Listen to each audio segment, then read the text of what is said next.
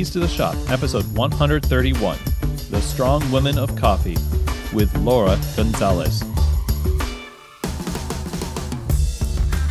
Hey everybody, and welcome to another episode of Keys to the Shop, where we give you insights, inspiration, and the tools you need to grow as a coffee service professional. My name is Chris DeFurio. I'm your host for the show, and I'm excited to have you with me today. Thank you for tuning in. Today we're in for a treat because we're talking with Laura Gonzalez, who is the founder of The Strong Women of Coffee. This is a project that she has started as an Instagram account, and now they have a new website, strongwomenofcoffee.com. And we get to talk with her about this project, what she's learned by interviewing so many great women in the coffee industry, her goals for the project, and also we get to talk a little bit about some of the challenges that women face in the coffee industry. So very important episode, and it was just an honor to get Laura on the show. Now, Keys to the Shop is possible because of our great sponsors, and I want to take a moment to thank them here before we get started, starting with Prima Coffee. Now, Prima Coffee is a leading specialty coffee equipment supplier that curates the best equipment from around the world to fit perfectly with the needs of both their enthusiast and professional customers. So whether we're talking about helping you outfit your kitchen or a shop or many shops, they have what you need.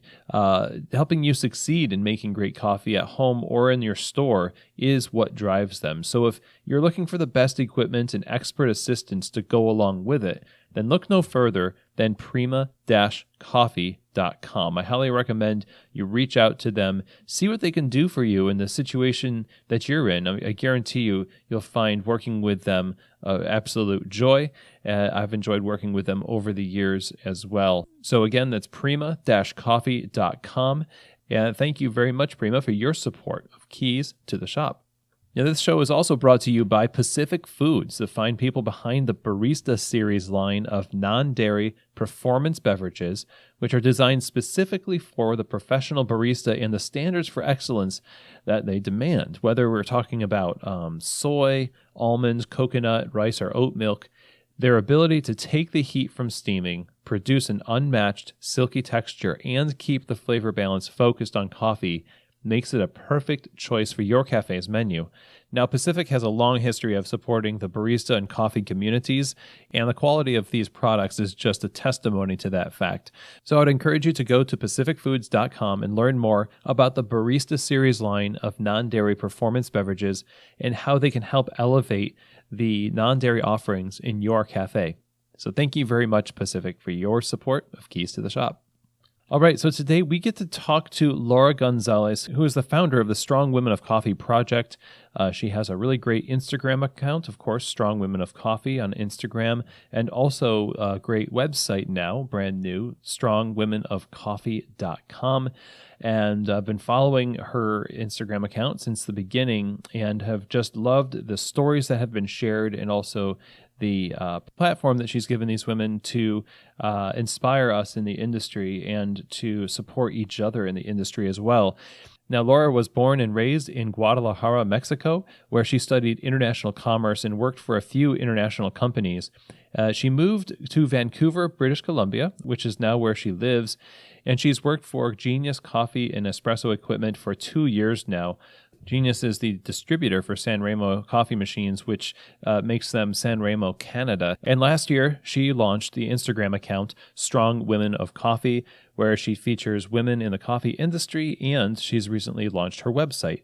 Again, that's strongwomenofcoffee.com. And through this project, Laura has learned a lot, and it has really taken off since its inception. And in this conversation with Laura, we talk about her background in coming into the world of coffee, what her experience has been in that world, and then what was her motivation for starting this project. What has she learned by interviewing so many great women in the coffee industry? What has she been encouraged by? What are the common struggles? What are the challenges?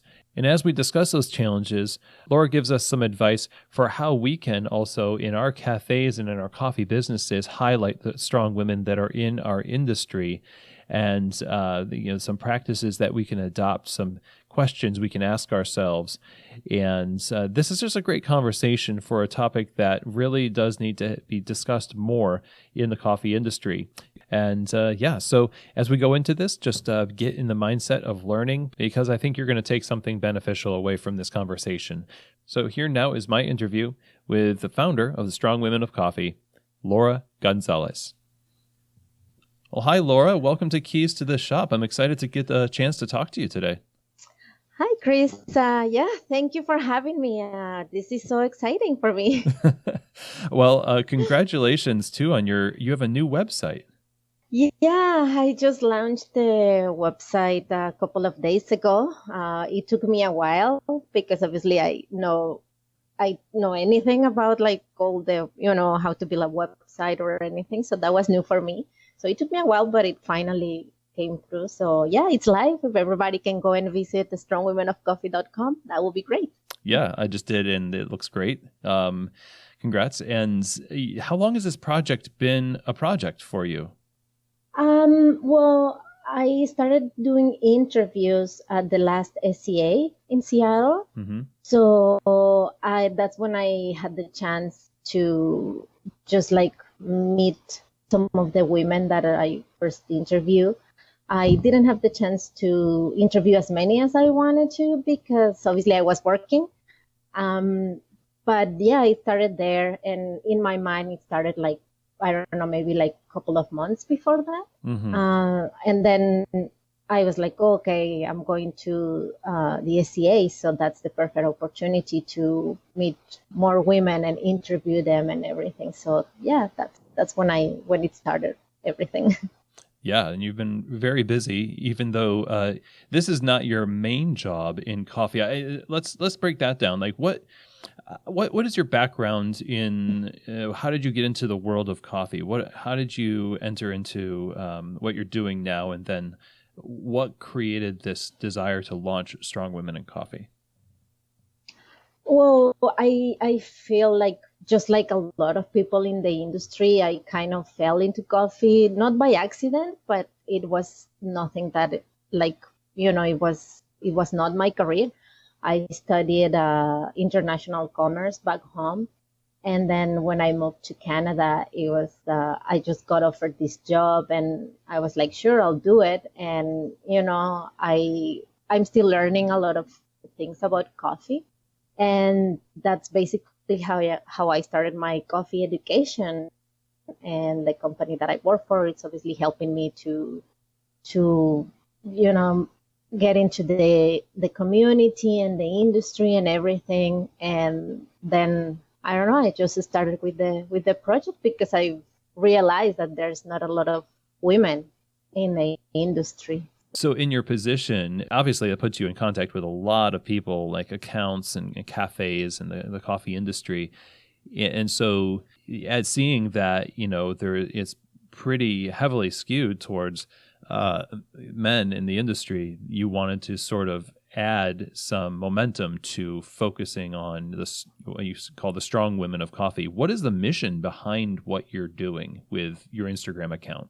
Well, yeah, to go a little bit maybe back, and just what you just said, to be like in the coffee machine kind of area of the industry. When you're sitting in a table of 15 people and you notice that you're the only female in that table, then it's like you realize that something is not right here. Like, what is going on?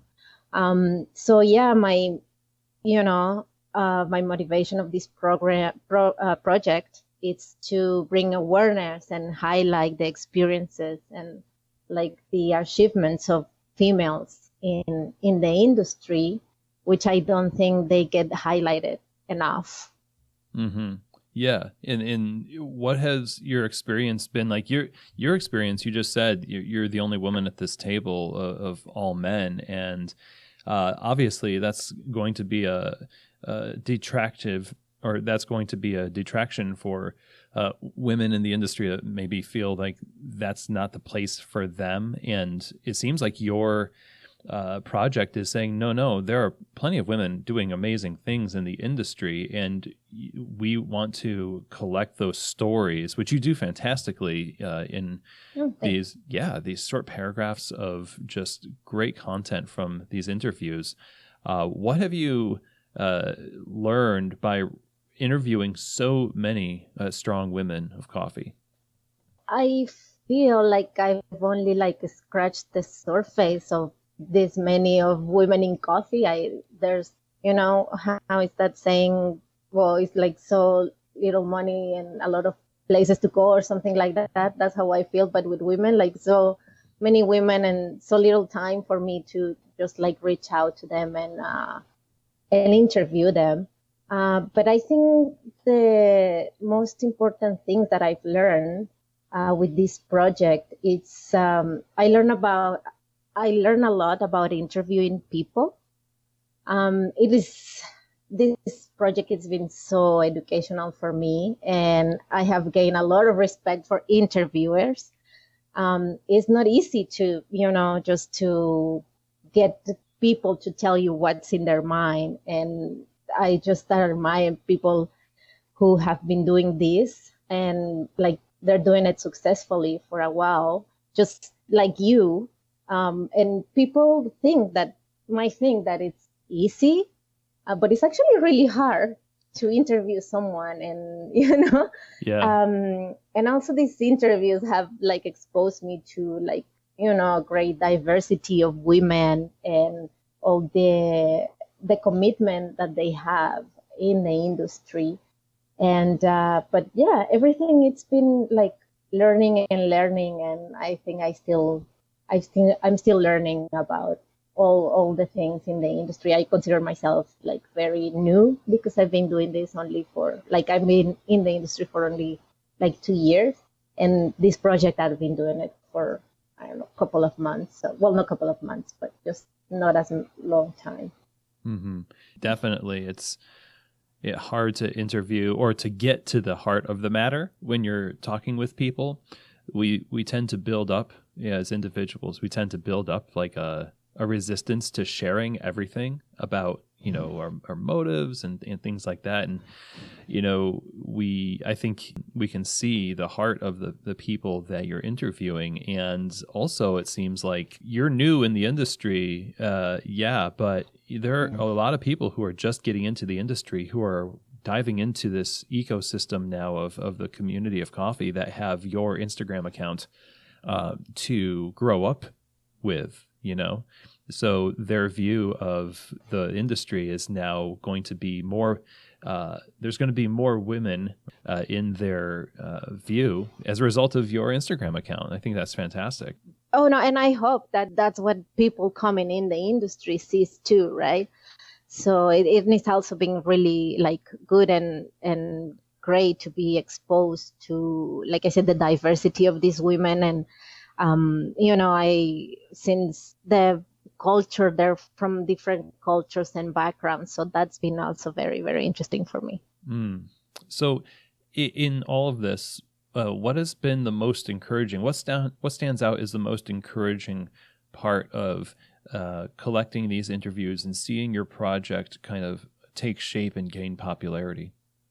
Like I said before, all the positive feedback that I had from people about my account, and also the willingness and openness of women in sharing their stories. That's very encouraging.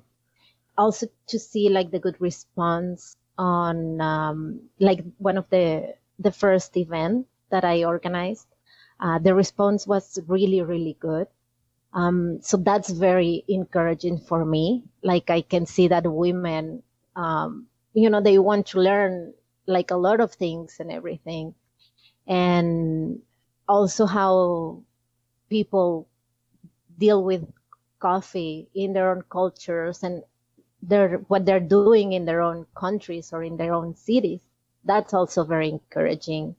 I just got an interview, a response of an interview from a woman from Africa, and she was telling me, sorry, I don't remember the country, But she was telling me that even though they grow the coffee, they're more like culturally more tea drinkers. So that's and she wants to bring people more into coffee. So that's very encouraging. And, those kind of stories. Mm-hmm. And all that's very, very encouraging for me, like that every woman is doing like their own kind of thing in their country and their own changes in their country, their city, or, globally even. So I love the idea of exposing just kind of the rich kind of tapestry of stories that there are out there that women can share about where they are in the industry, what their experiences are, what they're going through, and how they're overcoming the challenges that they face. What would you say is maybe the most commonly cited challenge that you hear from women as you interview them? This is actually a very interesting thing that I've realized or discovered. I'm not sure how to call it, but I'm surprised by the number of them who said that they don't have enough confidence of what they do.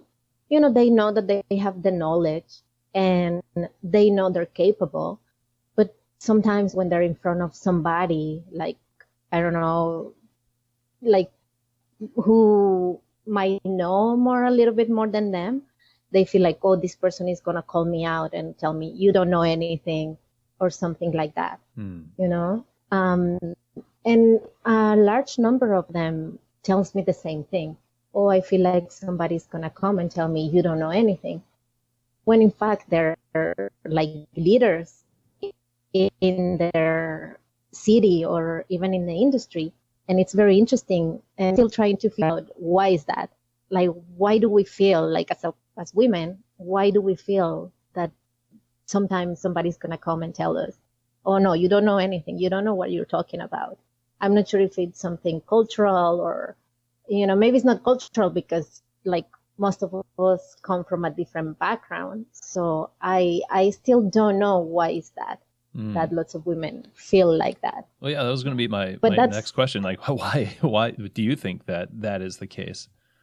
Yeah, I still don't know. And, I don't want to say it's because,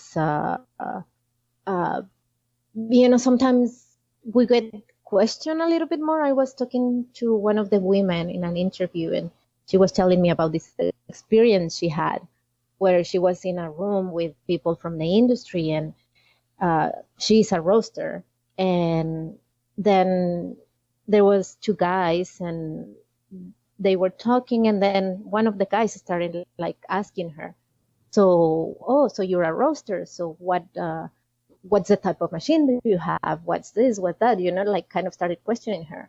And she was like, I was like answering because I know what I'm doing. But in my mind, I'm thinking, why he didn't question the guy next to me with the same questions. And he's asking me all these things, like trying to prove that I know what I know.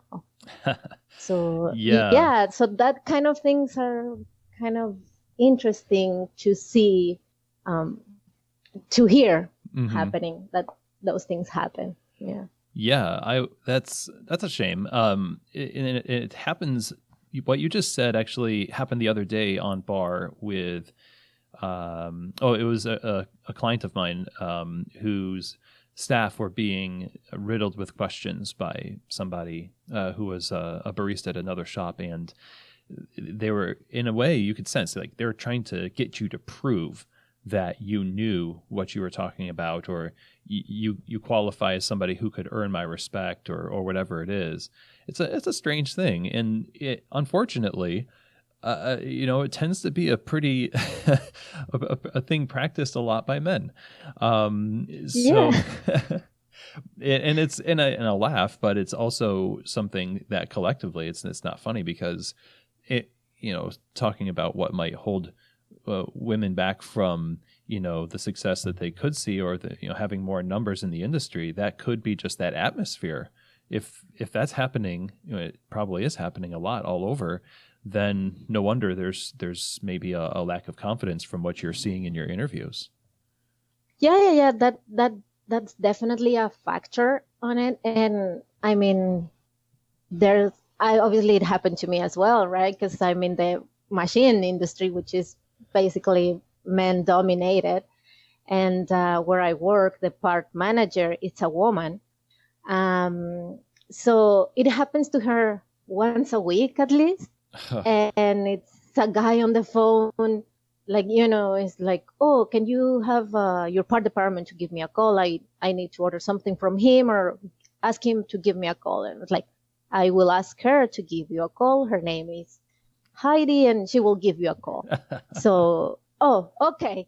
So they're like, oh, yeah, sure. So, those kind of like sectors of the industry, they automatically think that it's a guy who takes care of part of the machines and the parts and everything.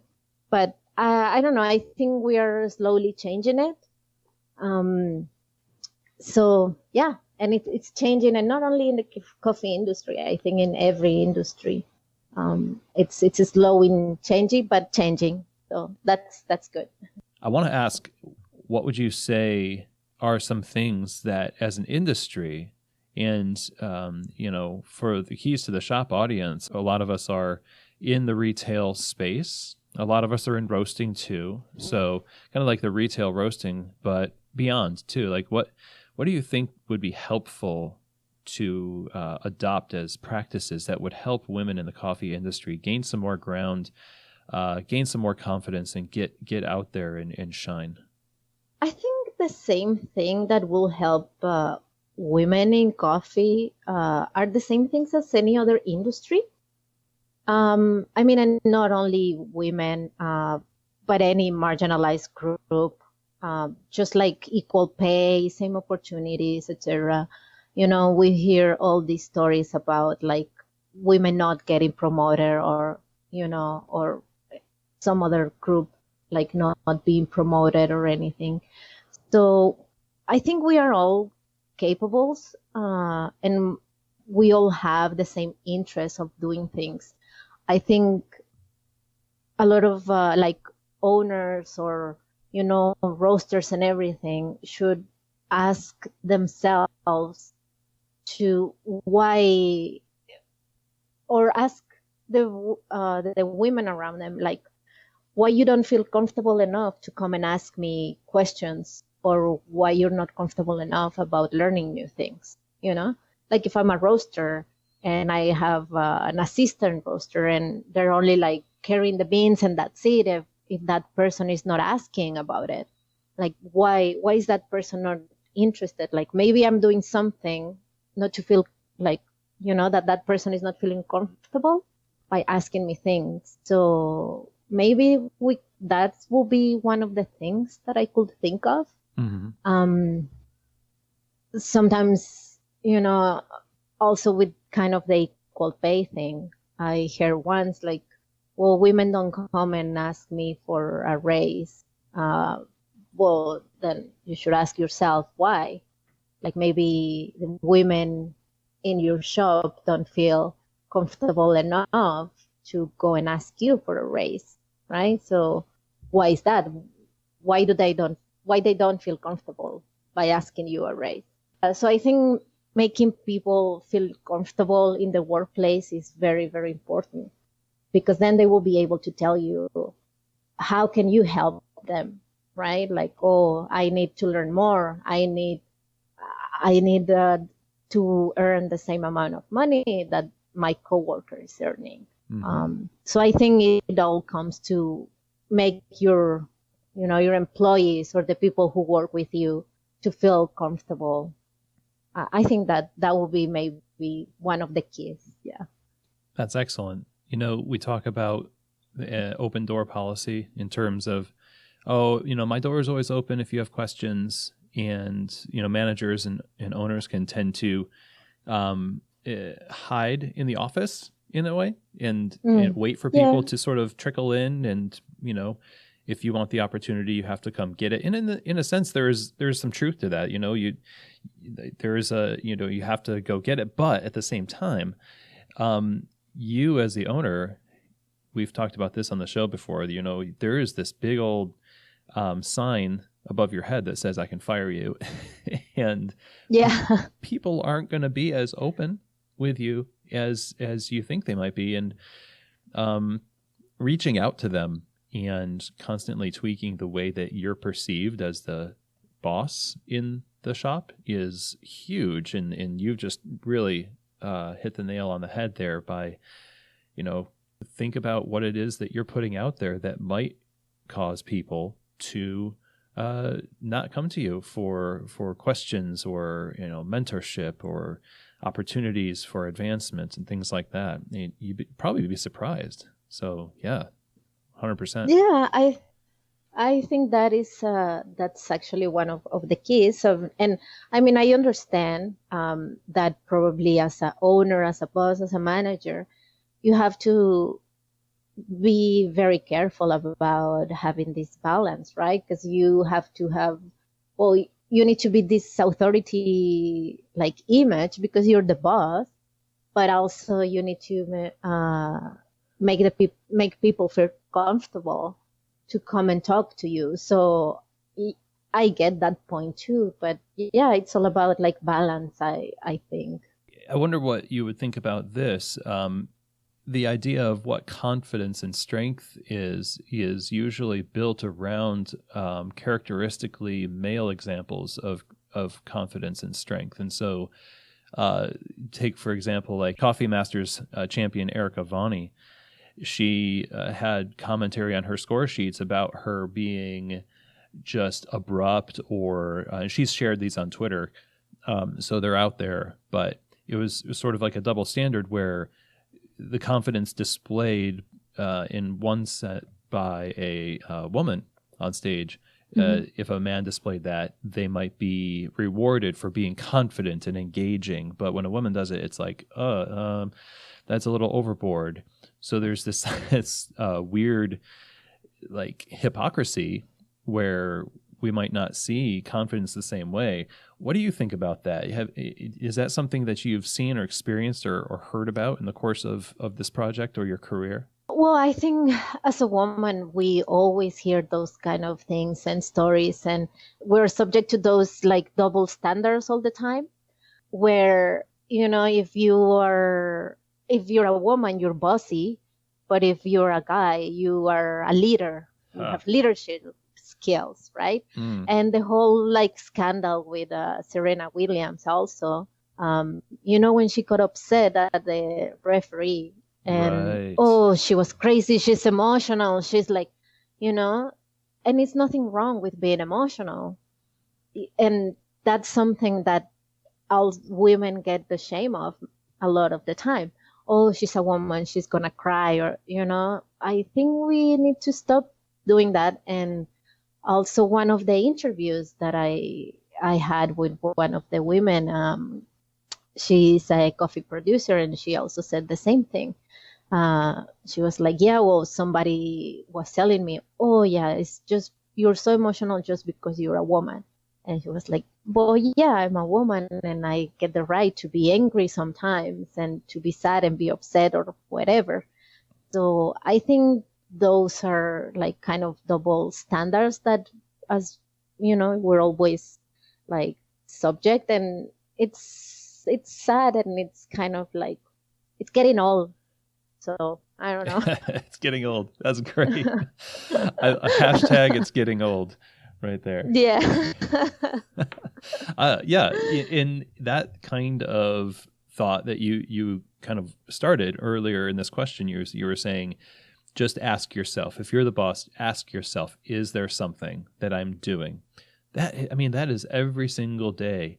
Whether you're a man or woman, it doesn't matter. You could ask yourself that and improve who you are as a boss. And in this particular case, absolutely, it would help. You ask, why is it that I think this, right? And is it? Am I actually thinking it, or am I just sort of going along with what always has been without thinking about it? And also, just like hire a woman. Just if you have 5 barista guys, maybe hire a couple of women or any other like group So just see what happens. It doesn't hurt. There's some coffee shops that look like a boys' club. So it's, just let's see what happens and just hire people like, women or, any other kind of like, marginalized group and everything. So that also could be like interesting to see if we can change that by little. Yeah, I want to follow that up with this question, which I think a lot of people might ask as they hear that is, well, I just want to hire the right person for the job, and of course, no one wants you to hire the wrong person for the job. What would you say to somebody who tells you, if all, I just want the person that fits the job description, who I think is the best hire? How does that work? Are you asking them to give up the standards they have for their employees? You know what? I heard that before, actually. Somebody said like, oh, I will hire like whatever. I don't care if it's a woman, if it's a guy, if it's a, gay person or whatever, just as long as that person is capable. But interestingly enough, I can only see guys in the interviews. Mm-hmm. So again, why is it that a woman doesn't feel comfortable to apply for the job? Mm-hmm. Yeah. Ask yourself the question, what is it? Yeah. So how come I only get guys to come to the interviews? Like, maybe because a woman is only going to see like guys. Oh, well, they only hire guys. Why am I going to come and apply for a job where there's only guys?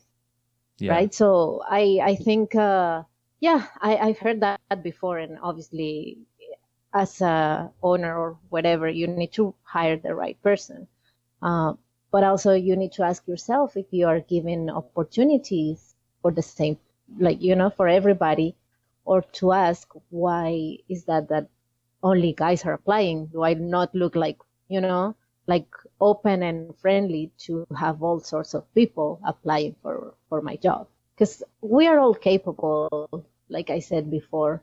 And I'm sure there's a lot of like women and everybody else who can apply for all sorts of jobs in the coffee industry. But still, we see a lot of guys. So yeah. Why is that? Yeah, why is that? And it's I think, and I know that you'd probably agree, that having a diverse staff is better for your company. It's because you have hopefully you have a diverse range of guests in your shop too. And so that will help your business in the fact that people will see there's this array of different people that are coming together for one purpose, this, serving you great coffee, representing the value chain to you in a cup of coffee from all different sectors of life. And it's a beautiful picture. And that image of having just the typical coffee shop, all white male type of view as a customer is something you're used to. And it's not insidious. Like I don't think people are out there thinking like, haha, which white male can I hire now and totally exclude people. Nobody's, hopefully, probably some people out there, and shame on you, but nobody is trying to do that. But also, it doesn't seem like as many people are, or should, as many as should be, trying to do the opposite, which is to make sure that they're as open as they can be. Because you see a lot of people just like, you're friends of my employees, and therefore I'm going to hire you, or you're a relative of somebody that I know, I'm going to hire you. So this kind of nepotism that kind of pushes this constant sameness in the coffee bar, if that makes sense.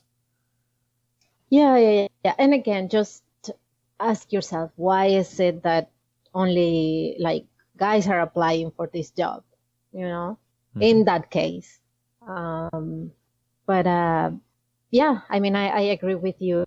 It's we see it all the time, like this. Oh, it's hard because it's my friend or something like that. So maybe we're not giving the chance to actually to other people, right? Who they just want to learn. They're as capable as anybody else, or even sometimes even more. But still, we see a lot of like, oh, it's because he's my friend. It's because, it's my girlfriend or it's my boyfriend or stuff like that, which is very sad to see in any kind of business. Sure. Yep. So I have a last question for you, and it's, in all of this work, as you shine a spotlight on the strong women of coffee, what is it that you hope, like, what is your dream for how your work impacts the industry and those that you featured on your project? Well, I mean, my purpose is just like to expose some of these amazing women to other people who can make use of their talents. I mean, I will be just happy to maybe connect. I don't know, maybe if some roaster is reading my Instagram feed and sees like this coffee producer and it's like, oh, I'm gonna contact her and maybe I can buy her coffee. Or I don't know, a coffee shop that might see the roaster, it'd be like, oh, they sound like really cool. So I'm gonna contact them and maybe I can have their coffee. So I think that would be good enough for me.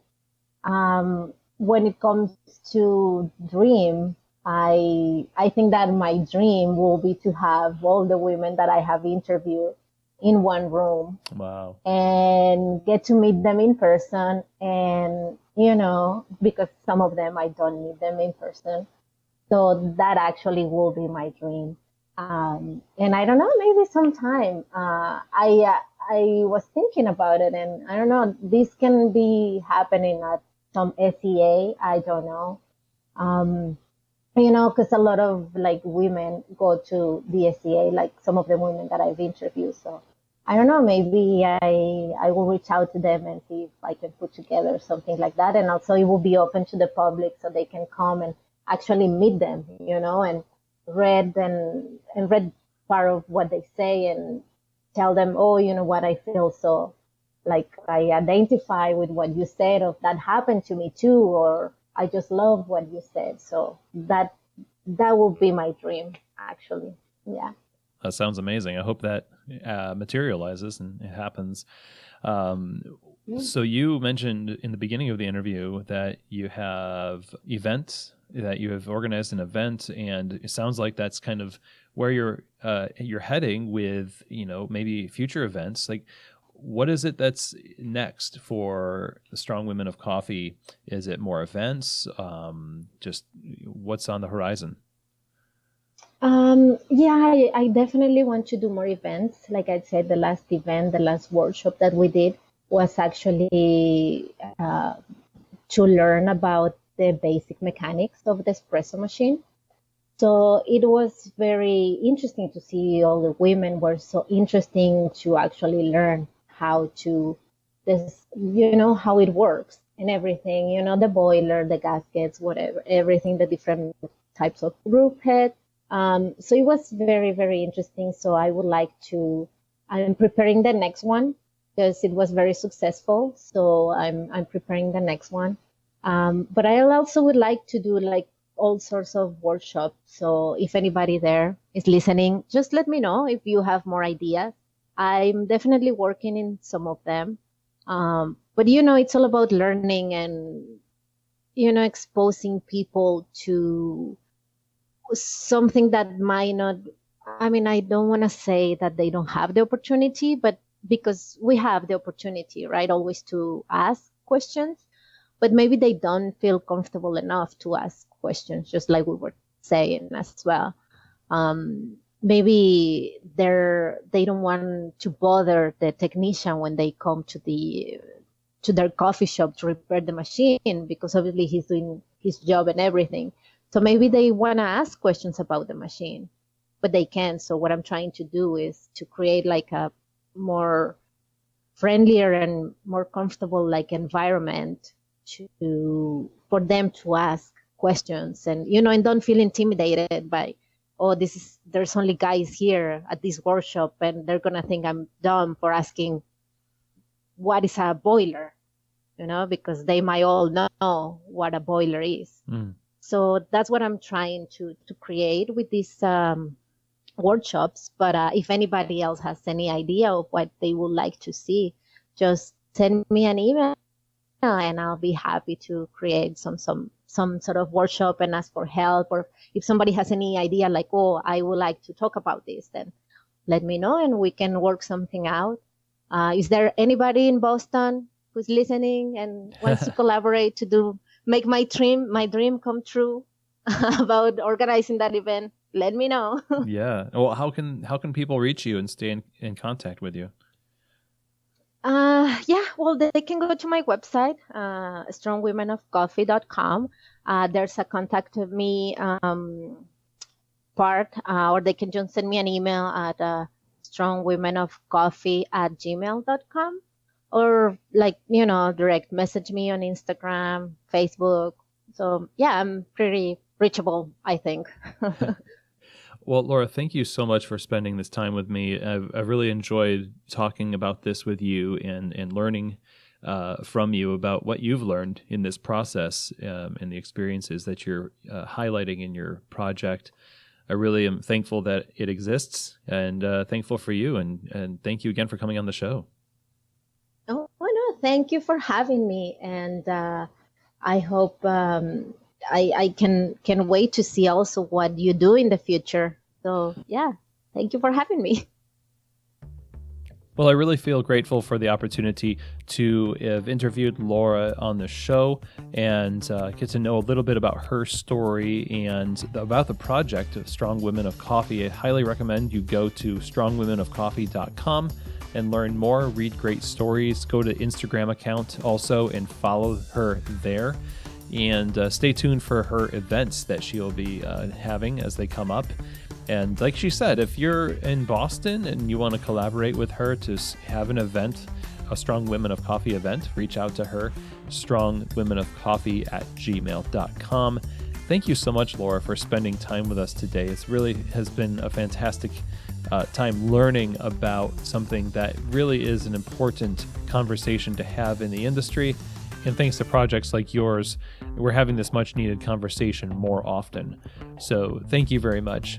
Now, if you want the show notes for this episode, you can go to keystotheshop.com and go onto the sidebar of the website where you'll find a place to put your email address. And when you do that, you'll be signed up for the newsletter, which is sent out every other week or so, which will have the show notes for each episode in it, which has the key takeaways, the links and the resources, as well as some interesting resources and links that I come across in my wanderings on the web that will be helpful for you in your career. If you want to reach out to me, you can do so by emailing chris@keystotheshop.com. I always love hearing your questions, your feedback, your comments. That would be super to hear from you. And also, if you haven't yet subscribed to Keys to the Shop, I would encourage you to do so, as well as sharing episodes with your friends who could use the tips and insights and tools that we share at Keys to the Shop. And that's going to be it for this show today. Thank you for tuning in and joining me as we learn about the Strong Women of Coffee project.